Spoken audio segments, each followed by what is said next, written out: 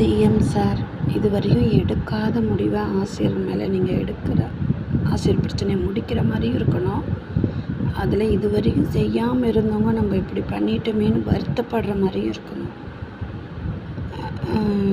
District seniority, state seniority, TET before உள்ளவங்க, TET after pass பண்ணவங்க, நியமன தேர்வு பண்ணவங்க, இப்படி எல்லாருக்கும் பாதகம் இல்லாமல் வர்ற மாதிரி அந்த 2009லேருந்தே இருக்காங்க.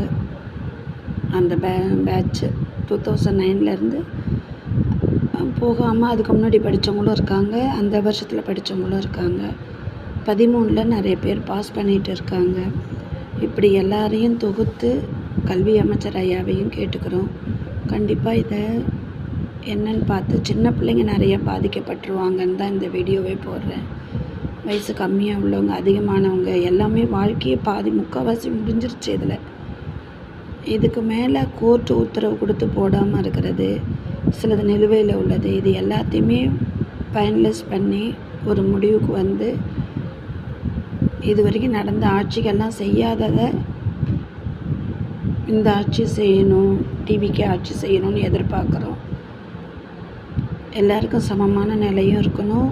அதே நேரத்தில் எல்லோரும் இதை பார்த்துட்டு சரி இப்படி ஒரு வழி செஞ்சு இவ்வளோ பேருக்கும் கிடச்சிருக்கு அப்படின்னு நினைக்கணும்.